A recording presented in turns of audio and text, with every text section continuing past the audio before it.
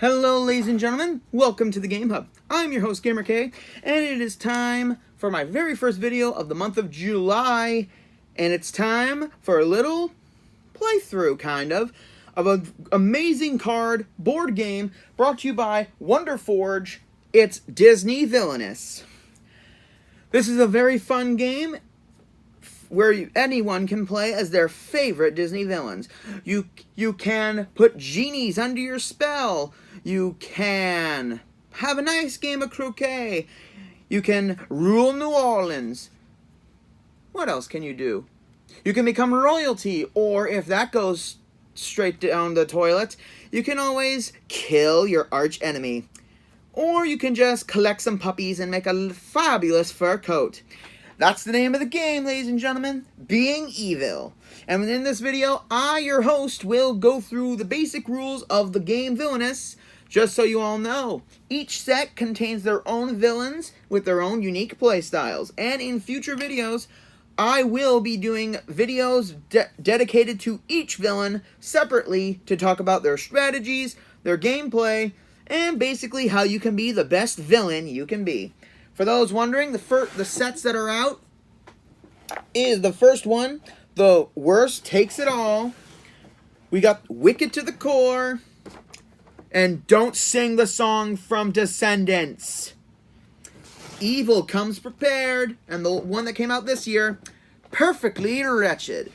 Now for this one, I will be going over the basic rules of the game. So basically, how do you start playing? Also, the first set comes with 6 villains, and the rest of them come with 3 each. You can play a set as is, or you can mix and match villains for more competition. The game goes from 2 to 6 players, and honestly, is there an age limit? Yeah, no one under 3, or I would say just under 5, just to be extra safe. So, how do you start the game? Well, first you pick your individual character. You pick which villain you want to play. For the sake of the basics, I'm going to use Captain Hook's set. Oh, I need to get his cards out so I can show more. One sec.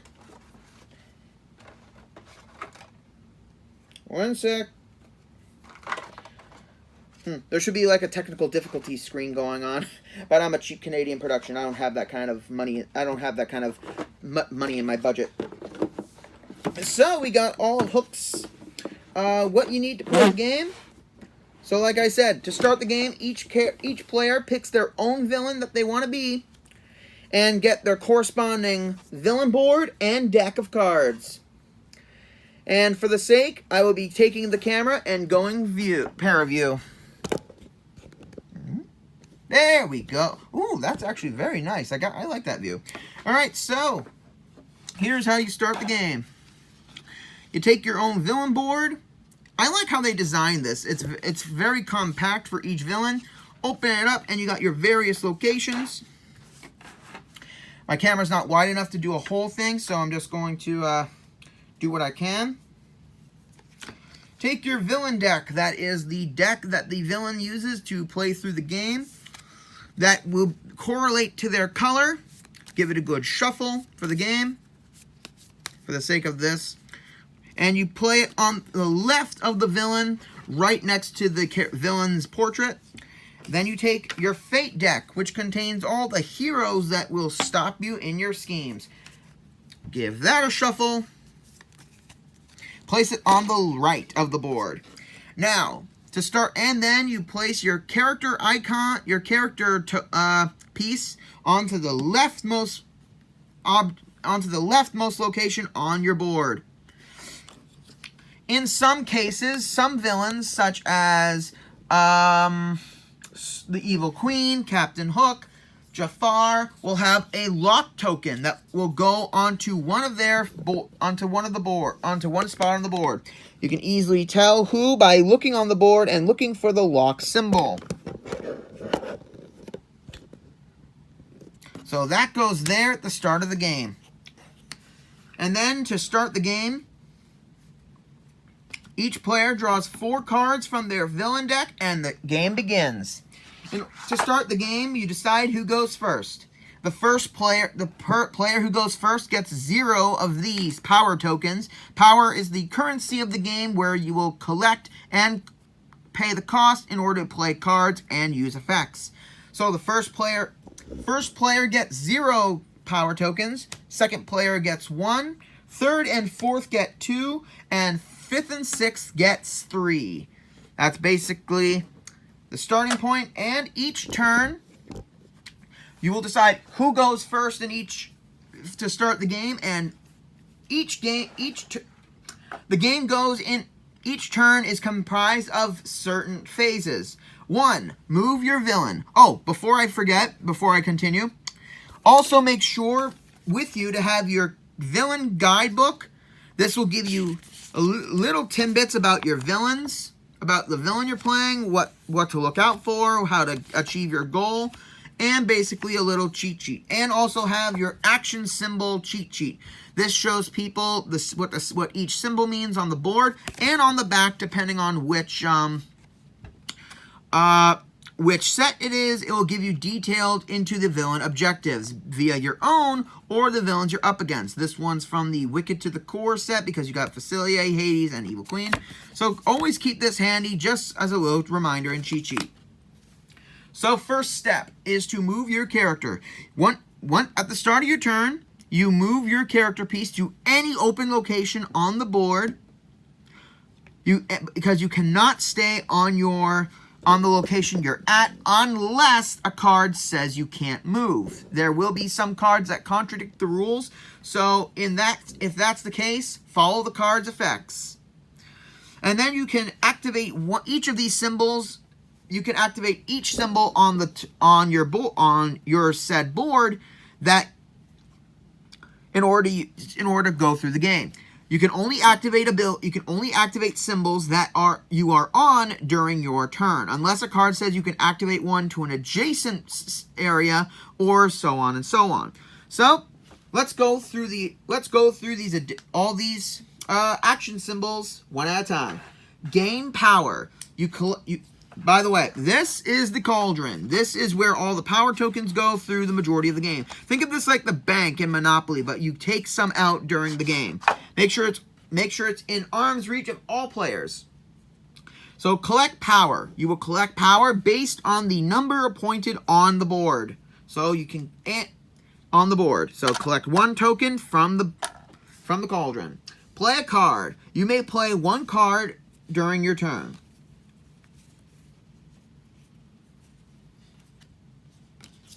I am just trying to find some cards to show you all the different types of cards you can play through the game. Yeah, there we go. There we go. 1 second, ladies and gentlemen. So, playing a card. Here is an example of a card. There are 4 types of cards primarily within the game. Other characters, such as Maleficent, have curses. Wicked Queen has ingredients. Hades has his titans. And those are the only specialty cards. Here are the specialty cards. Well, not specialty cards, but here are the basic cards for each character. You got allies, which are basically the villain's henchmen or any characters that help them throughout the game, throughout the movie. That's what I love about this game. And look at that.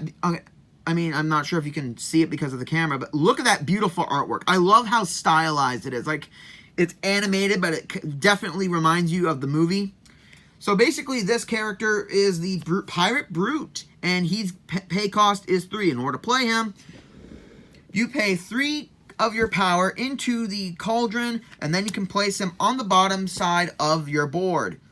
This is basically like Yu-Gi-Oh! A Monster Card Zone. There are also item cards, which are the same as allies, except they have additional effects during the game. This one is Hook's Case.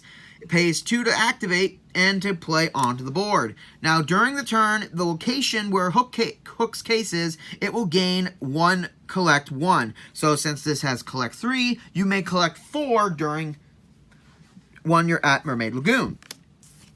The next type are effect and condition cards, which are abilities that you will activate in order to gain advantages during the game. where the opponent has a 0 cost.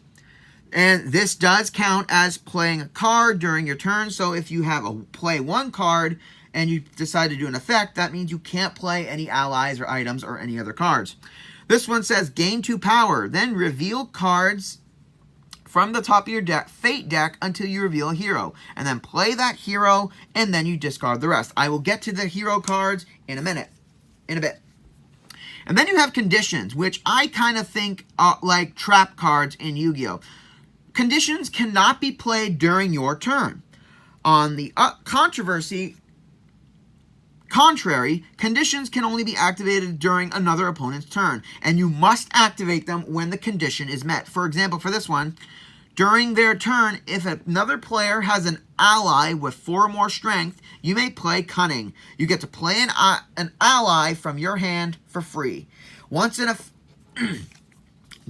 ally and item have been defeated or destroyed, or an effect or condition are met, or a condition has been played, you put them in the discard pile right below your deck, right below your villain deck. And that was play a card. Activate, which is this, which makes it look like the card is shiny a little bit. Certain cards have activate. Some villains don't have every single type of card. Some have cards that have activate, some don't. It's just depending on each villain you play. I'll go into further detail of that in a bit. So one thing, like I was saying, I'm getting a little sidetracked from the symbols, but every single villain has their own play style, has their own effects, have their own objectives. For example, at the beginning of the game, each player must say what their objective is. For Hook, it is defeat Peter Pan at the Jolly Roger, which doesn't sound that difficult, but trust me, it is difficult.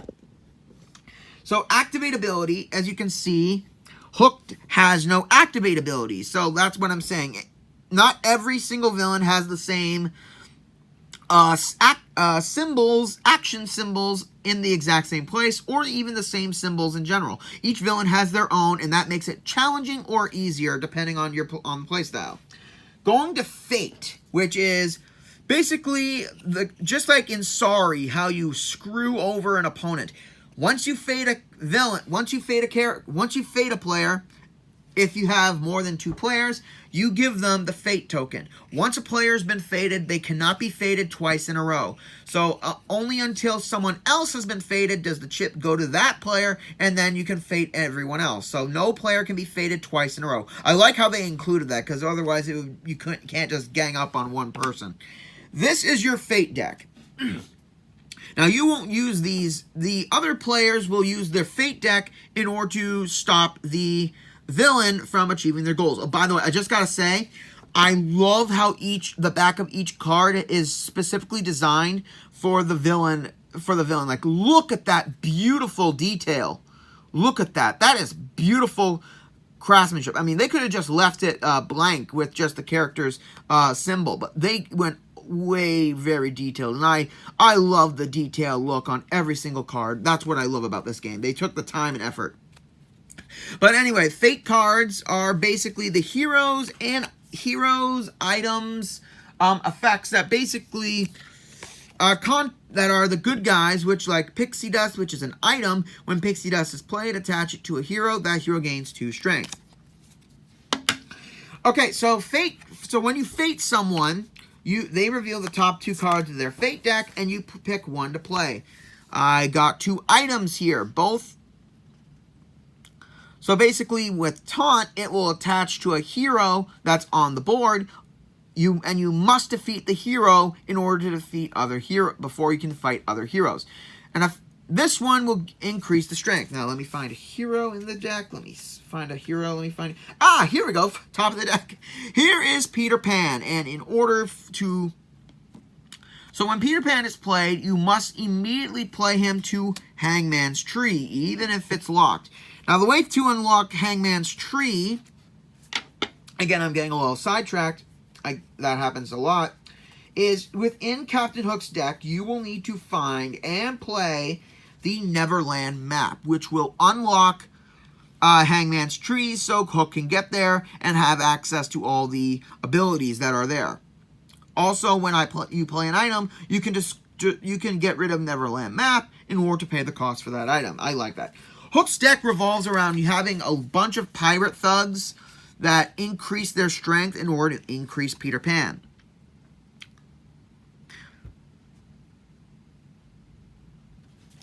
Also, Hook also has item cards that add extra actions to a certain location, which helps him out a lot when you need to. So I like that Hook's deck is dependent on using his tricks and his pirates in order to fight. I like that. So basic rule of thumb: villain stuff goes on the bottom, hero stuff goes on the top. Heaven, hell. That's a good way. That's just my way of thinking of it. So in order for Hook to win, he needs to, via card effects or using another symbol that I'll get to, needs to move Peter Pan one space at a time and defeat him at the Jolly Roger. And once a hero or item or effect for the hero side is done, you put that underneath the Fate deck. Anyway, back to the action sequences. That took a lot of explaining Fate. But you know what? This is a tutorial, so let's get to it. Move an item or ally, which would be the symbol with the card with the two arrows. This means you can move an ally